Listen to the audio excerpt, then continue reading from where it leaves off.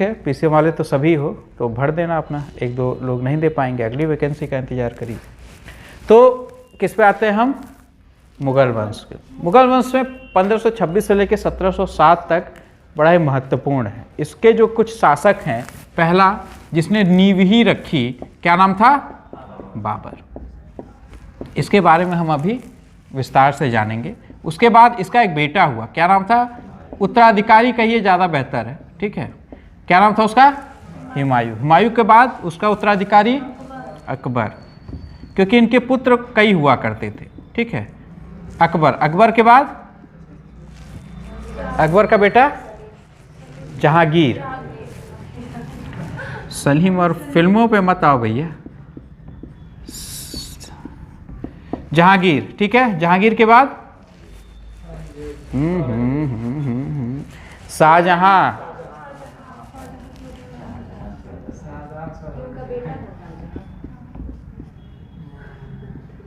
शाहजहां के बाद औरंगजेब।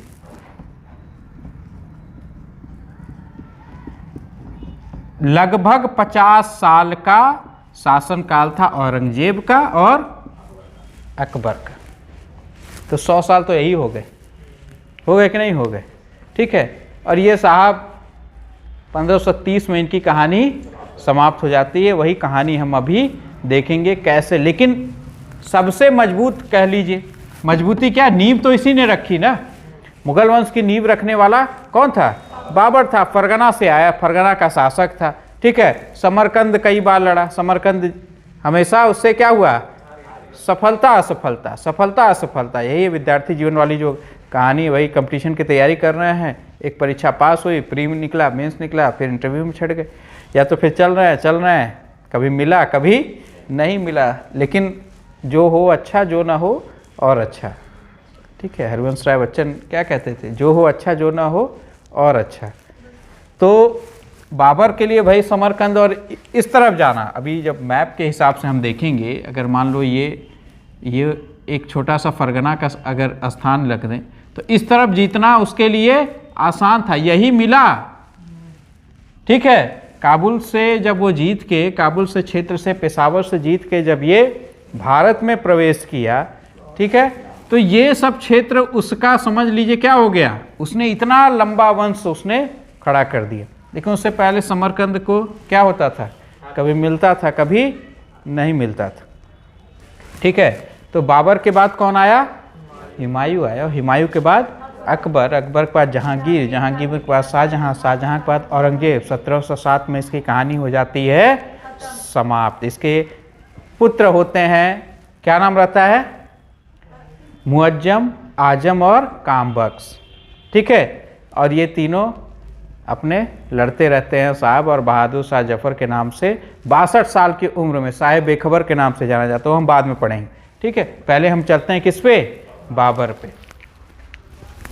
तो बाबर के बारे में महत्वपूर्ण ये है कि बाबर का जन्म एक तिथि होती है जो भारत में बड़ा ही विवादित है और महत्वपूर्ण भी है युवाओं के लिए। क्या है तिथि, 14 फरवरी, वैलेंटाइन डे, ठीक है। क्या नाम है, 14 फरवरी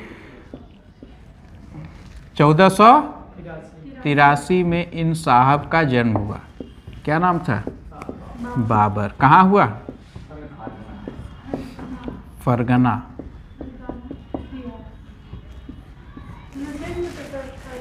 तो लिख लो फरगाना भी है, ठीक है। तो फरगाना भी लिख लेना, अच्छा लगेगा। तो बाबर का जन्म कहाँ हुआ था, फरगना जगह पे हुआ था, ठीक है। इनके पिता का नाम क्या था, उमर शेख मिर्जा या मिर्जा उमर शेख। मिर्जा एक उपाधि थी, ठीक है, मिर्जा।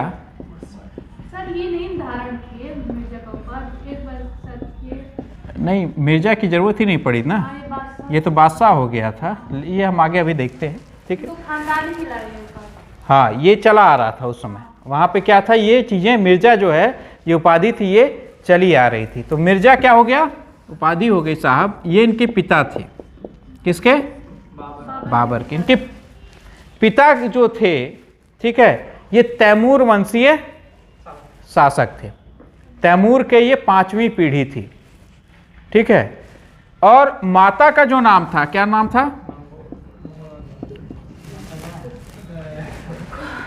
हाँ हाँ हाँ हाँ हाँ, कुतलुग निगार बेगम। ठीक है, कुतुब मीनार ना लिख लेना। ठीक है, कुतलुग निगार, हाँ ठीक है, उसी बहाने याद तो हो जाएगा, बेगम, कुतलुग निगार बेगम। कहते हैं ये मंगोल चंगेज खान की जो है 14वीं पीढ़ी थी। ठीक है, तो इन दोनों का जब मिलन हुआ, ठीक है, तो कौन पैदा हुआ? बाबर। और बाबर मुगल, मुगल का अर्थ एक तरह से कह लीजिए तो क्या? बहादुर। नेपाल वाला बहादुर नहीं, साफ साफ जो करते रहते हैं।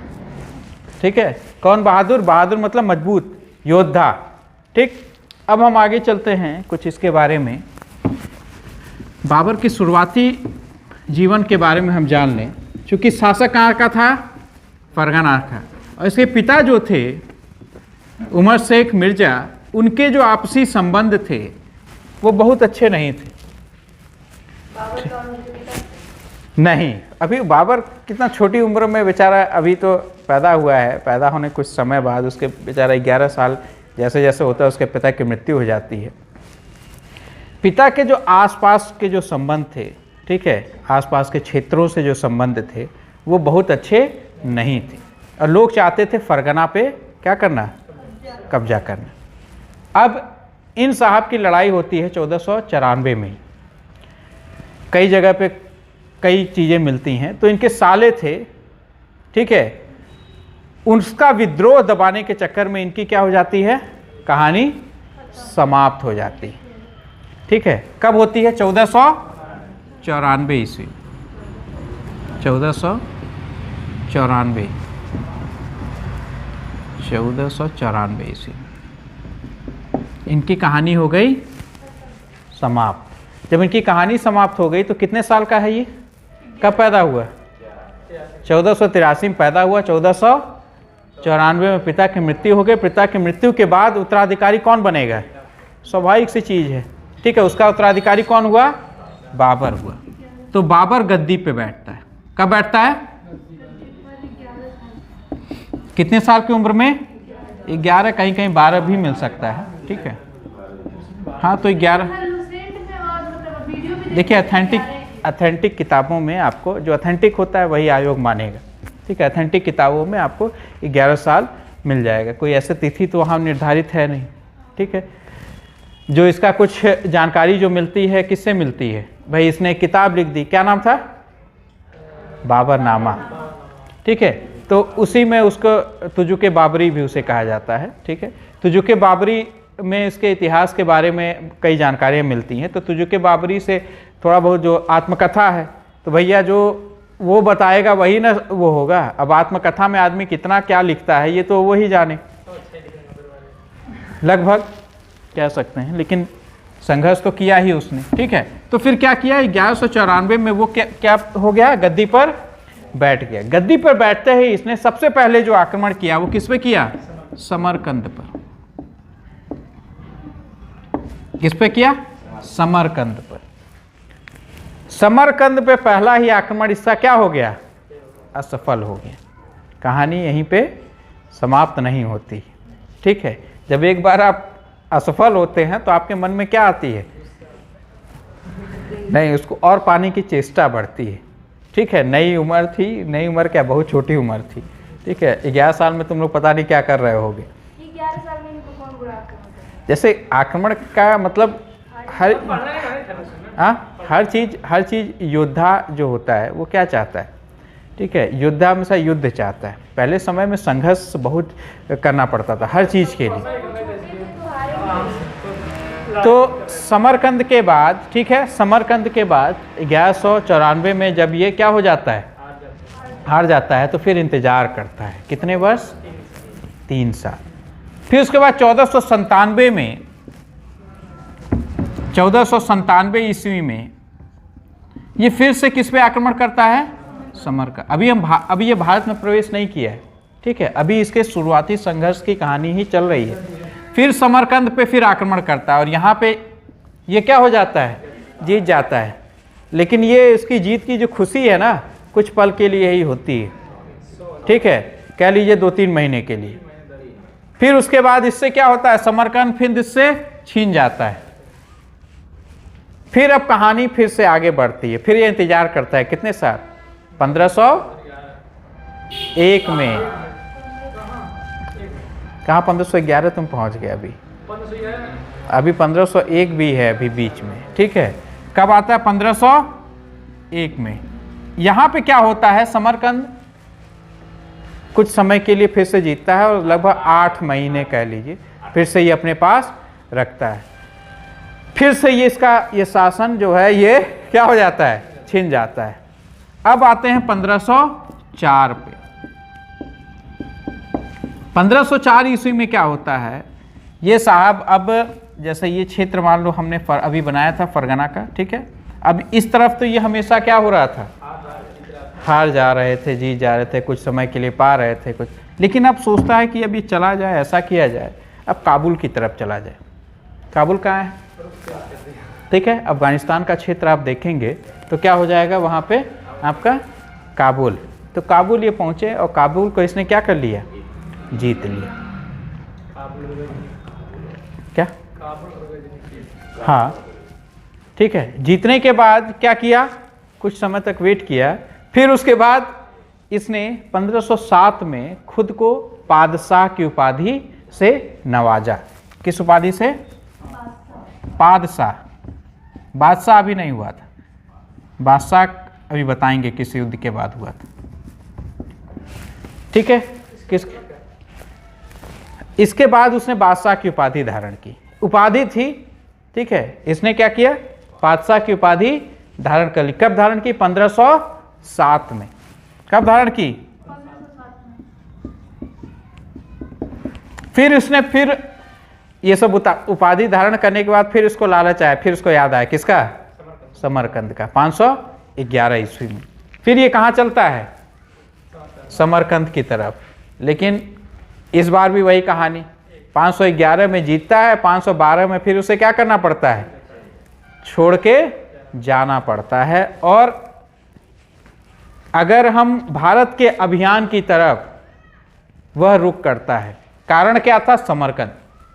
यहाँ पे उसे सफलताओं का ऐसा दौर देखा कि उसके बाद अब उसका किस तरफ, भाई काबुल तो जीत ही लिया, ये सारे क्षेत्र अफगानिस्तान के क्षेत्र लगभग ये भारत में प्रवेश करना शुरू कर दिया था। तो अब ये क्या सोचता है कि अब कहाँ चला जाए, भारत की ओर रुख किया जाए, देखा जाए सोने की चिड़िया को किस तरह से निचोड़ा जा सकता है। तो इसको वो कर लीजिए, फिर हम अगला उस पर चलते हैं। हाँ, बाबर का अब क्या है, अभी तक जो भी अभियान है, इस अभियान के अंतर्गत फिर वो कहाँ प्रवेश करना प्रारंभ करता है, भारत में। भारत में प्रवेश करने के लिए सबसे पहले वो 1519 पे आक्रमण करता है। कहाँ पे, भेरा और बाजरा में, ठीक है। कहीं कहीं बाजौर भी मिलेगा तुम्हें। फिर उसके बाद 1519 में भी इसका आक्रमण होता है पेशावर के क्षेत्र। पेशावर कहाँ है वर्तमान में, पेशावर, रावलपिंडी, पेशावर पाकिस्तान में। फिर 1520 में भी ये आक्रमण करता है, ठीक है। फिर 1524 में लाहौर और उसके आसपास के क्षेत्रों को ये पूरी तरह से क्या कर लेता है, विजित कर लेता है, जीत जाता है। 1524 में ये सब जो इसके विजय अभियान थे ना, इसने इसको बल दिया मुख्य रूप से दिल्ली पर आने के लिए। यही नहीं, जब ये सीमा पे, चूंकि सीमाओं पे ही लड़ रहा है ना, देखिए ये मैप में देखिए, मैप जो है, मैप पे सीमाओं पे ही जब ये लड़ रहा है, तो अगर मान लो तुम्हारा कोई साम्राज्य है, ठीक है, या फिर तुम्हारे घर के बाहर तुम्हारे जैसे खेत मेड़ की लड़ाई तो यहाँ बहुत ज़्यादा होती है, तो खेत मेड़ पे कोई अगर हलचल मचा रहा है तो क्या होगा, खेत का मालिक को ये पता चलेगा कि नहीं पता चलेगा। हाँ, बवाल तो अलग चीज़ हो गई, बवाल हुआ ही आखिर 1526 में, हुआ कि नहीं हुआ। तो ये क्या कर रहे थे, खेत के मेड़ को धीरे धीरे काटना ये क्या कर रहा था, प्रारंभ कर रहा था। और खेत के मेड़ को जब प्रारंभ कर रहा था, जो खेत का मालिक वर्तमान समय में था, यानी किसकी बात हम कर रहे हैं, इब्राहिम लोदी की बात, उसके पास तक भी ये बात पहुंच रही थी। और इब्राहिम लोदी के जो प्रतिद्वंदी थे या इब्राहिम लोदी से जो जलते थे, जैसे महत्वपूर्ण क्या नाम था, दौलत खां की बात हम कर देते हैं, जो पंजाब का शासक था, ठीक है। अन्य लोगों के बात भी करते हैं, राणा सांगा की भी हम बात करते हैं, मेवाड़ के क्या थे, ये शासक थे। और राजपूतों के यूनाइट करने के साथ ही, मतलब एकजुट करने के साथ ही, उनके प्रतिनिधित्व करता भी वो थे, ठीक है। उन्होंने बुलाया, किसको बुलाया, शार्प शूटर को, क्या नाम था उसका, बाबर। बलशाली था, जीत रहा था, और इसने बुलाया किसको हराने के लिए, इब्राहिम लोदी को परास्त करने के लिए। उसने कहा भैया ऐसा, ये क्या कर रहा था, इसको यहाँ भारत में थोड़ी रहना था भाई, ये क्या थे, विदेशी आक्रांता थे, लूटते खसोटते और चले जाते। अब यहीं से कहानी शुरू होती है कि भाई ये लूटना खसोटना तो चलो ठीक है, लेकिन क्या करना है, अब मुझे यहाँ पे रहना भी है। तो क्या होता है, 1524 ईस्वी तक ये कहानी यहाँ तक आती है। बाकी जो अन्य लोग होते हैं, जो इब्राहिम लोदी के से जलने वाले प्रतिद्वंदी जो होते हैं, वो बुलाते हैं किसको, बाबर को, कि तुम भारत में आओ। और ये भारत में आता है पानीपत नामक जगह पे 1526 ईस्वी में। कब, अब इसी के साथ एक ट्रिक भी यहाँ बता देते हैं, ठीक है। पान खाकर चबाकर क्या हुआ, घर गया। यही सबसे महत्वपूर्ण ट्रिक आती है, हमेशा पूछा जाता है कि बाबर जो है, बाबर के बारे में हम इतना क्यों बता रहे हैं, क्योंकि बाबर जो है मुगल वंश का क्या था, संस्थापक था। इसी ने एक नींव रखी, जो वंश यहां से बिल्कुल गायब था, ठीक है। और इससे पहले यहाँ पे अलग अलग जगहों पे हम देखते हैं, मेवाड़ पे अगर देख लेते हैं राणा सांगा थे, ठीक है, बहमनी साम्राज्य था, दक्षिण में विजयनगर साम्राज्य था, कृष्णदेव राय जो थे। तो अलग अलग जगहों पे अलग अलग लोगों का शासन था। और एक विदेशी आक्रांता भारत में प्रवेश करता है, और प्रवेश करने के साथ ही वो क्या करता है, 300-350 साल तक उसके जो वंशावली जो होती है वो भारत पे क्या करती है, राज करती है, ठीक है। तो बाबर आया भाई कब, 1526 में, पान खाकर चबाकर, पान खाकर चबाकर, और क्या हुआ, घर गया। गया मतलब कहते हैं ना, गया। 1526 ये महत्वपूर्ण लड़ाइयों का क्रम है उसका। 1527, 1528, क्या नाम है, 1529, घाघरा या घग्घर, 1530, अरे भाई गया, खत्म कहानी। तो 1526 से 1530 में आया और इतना कुछ हिला के रख दिया, और उसके बाद अपनी एक नींव भी रख दी। 1526 में पानीपत, पानीपत का प्रथम युद्ध, ठीक है। 3 युद्ध होते हैं, 1526, 1556, 1761 ईस्वी में। 1556 में अकबर और हेमू के बीच में, 1761 में अहमद शाह अब्दाली और मराठों के बीच में, ठीक है, जिन्हें अफगान और मराठों के बीच में कहते हैं, वो हम आगे पढ़ेंगे, पहले इसको देख लीजिए। पानीपत का प्रथम युद्ध। दूसरा खाकर खानवा, दूसरा ये, तीसरा चंदेरी, घाघरा या घग्घर, घग्घर भी मिलेगा कहीं, समझ जाओ, समझ क्या, हाँ समझ जाओ, घग्घर भी कहीं मिलेगा। गया मतलब मृत्यु, ठीक है। तो पान खाकर चबाकर घर गया। अब हम सबसे पहले युद्ध पे आते हैं, जिसका नाम है पानीपत का युद्ध। पहले इसको नोट करिए, फिर हम आगे चलते हैं। चलिए, कहाँ थे हम लोग, पानीपत का प्रथम युद्ध।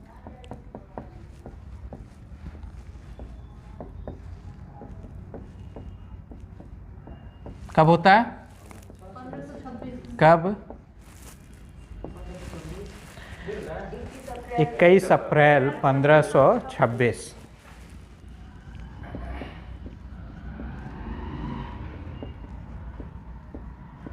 किसके किसके बीच में?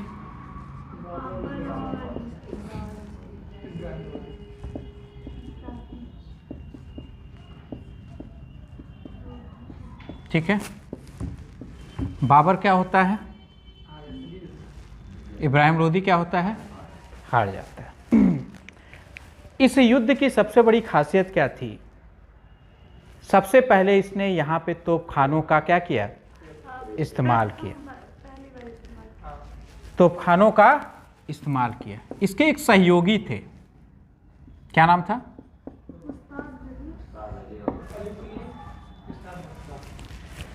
अली कुली और उस्ताद मुस्तफ़ा, जो बंदूकची थे। ठीक है। और तोपखानों को सजाने का मतलब समझ रहे हो कि ऐसे इस तरह से सजाया जाए जिसे कहते हैं तुगलमा नीति। कई जगह उस्मानी विधि भी उसमें मिलेगी। ठीक है।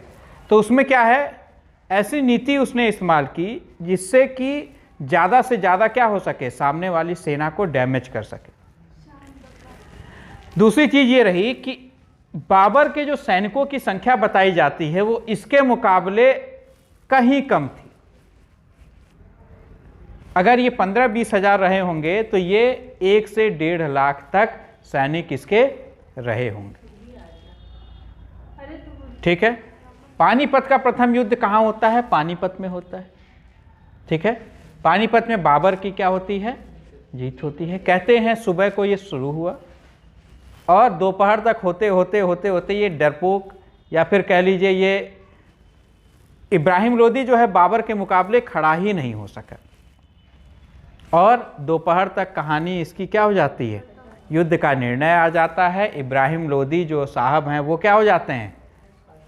हार जाते हैं। हारने के बाद देखिए, हार वहाँ पे जो भी करते हैं पराजय ही शब्द हमेशा क्या करेंगे आप? प्रयोग करेंगे। तो बाबर विजय हुआ और इब्राहिम लोदी की हार हुई। दूसरी चीज़, इस युद्ध के बाद, ठीक है, उसने काबुल से उसके साथ जो भी आए थे उनको चांदी के सिक्के जो है उसने प्रदान किए। इसीलिए और इसकी वजह से क्या हुआ, इसको कलंदर के नाम से जाना जाता है। इसी वजह से इसकी जो, ठीक है सर, इसकी वजह से इसको क्या कहा गया? कलंदर। क्या कहा गया? कलंदर कहा गया। ठीक है। कलंदर की उपाधि से इसको क्या किया गया? नवाजा गया। अब हम आते हैं अपने दूसरे युद्ध पे। क्या नाम है? खानवा का युद्ध। किसी किसके बीच में हुआ था? बहुत ही इंपॉर्टेंट। खानवा का युद्ध अक्सर पूछते हैं। ठीक है। कब हुआ था? लगभग 1 साल बाद, 1527 ईस्वी में। तो कहाँ थे हम? अगला टॉपिक हमारा पानीपत का युद्ध हमारा समाप्त हो गया। भैया जीत गए, हमने एक नींव रख दी। तो फिर उसके बाद इसके एक सहयोग करने की बात कहने वाले एक साहब थे जिनका नाम था राणा सांगा, लेकिन उन्होंने इनका साथ नहीं दिया। तो खुन्नस थी अंदर। तो भैया क्या करेंगे, हम युद्ध करेंगे, उनको पराजित करेंगे। तो कौन सा युद्ध हुआ? खानवा का युद्ध। बहुत महत्वपूर्ण है, बहुत बार पूछा गया। खानवा का युद्ध कब होता है? 1527 ईस्वी में। अरे साल, एक ही साल का तो अंतर है, कुछ महीनों का। मार्च वर्च में शायद ये, ठीक है, मार्च में होता है, मार्च 1527 में। राणा सांगा के साथ खानवा का युद्ध हुआ। राणा सांगा की स्थिति बड़ी मजबूत थी। ठीक है। कई युद्ध राणा सांगा ने जीता था। राजपूत शासक थे। ठीक है। बहुत बलशाली और इनका एक अलग ही एक रुतबा था।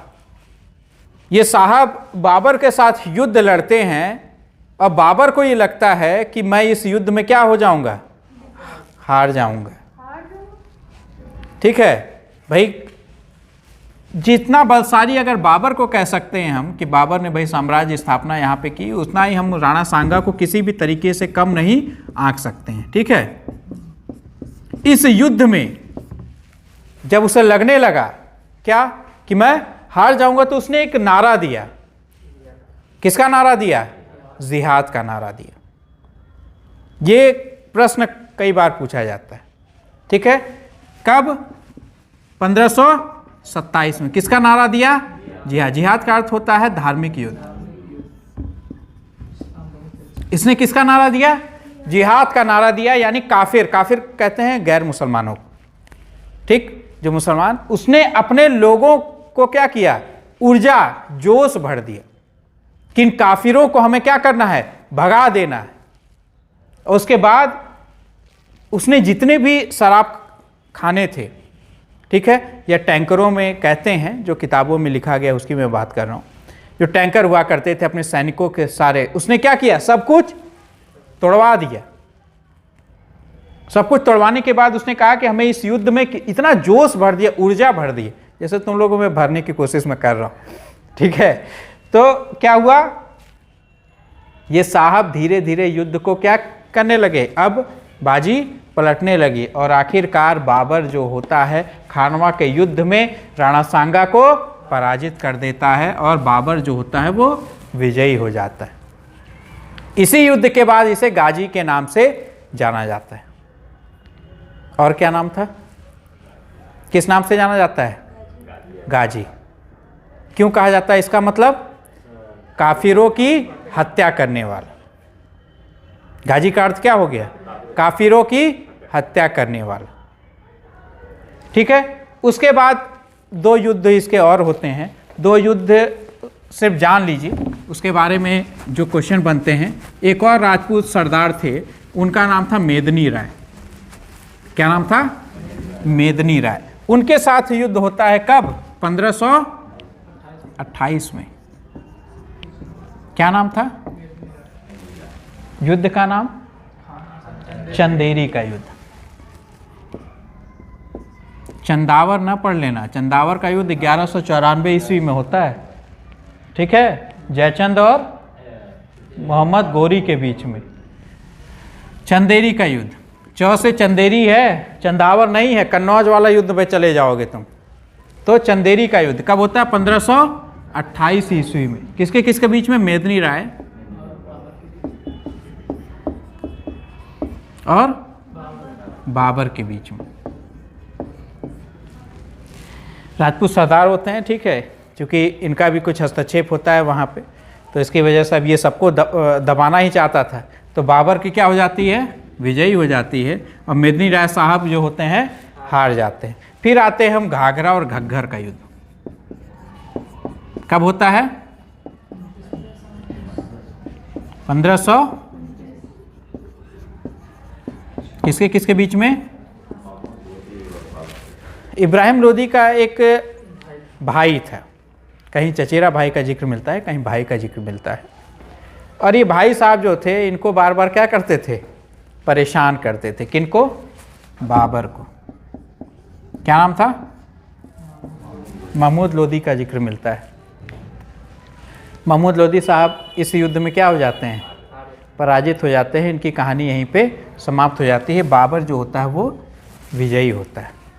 ठीक है,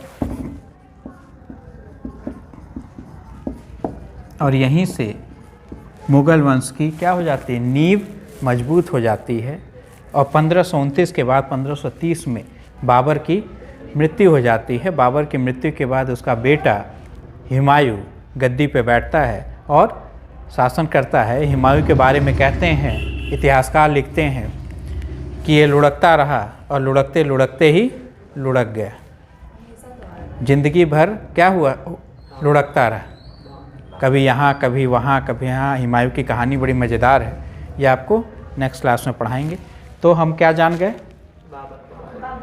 बाबर के बारे में। उससे पहले, मुगल वंश से पहले कौन कौन से वंश जो थे वो भारत की, दिल्ली की सल्तनत काल में कौन कौन से वंश थे, प्लस बहमनी साम्राज्य जो था वो भी विकसित हो चुका था, 5 भागों में बट गया था। दूसरा, विजयनगर साम्राज्य कृष्णदेवराय जो थे वो वहाँ पे शासन कर रहे थे। दक्षिण की भी बात हम करते चलते हैं जब हम मध्यकाल पढ़ रहे हैं। वैसे हम जब अलग से जब पढ़ेंगे इसके समाप्ति के बाद, फिर उसके बारे में भी हम विस्तार से इसकी चर्चा करेंगे। तो आज के लिए इतना ही। कल फिर आपकी नेक्स्ट क्लास में हम क्या पढ़ेंगे, हुमायूं के बारे में।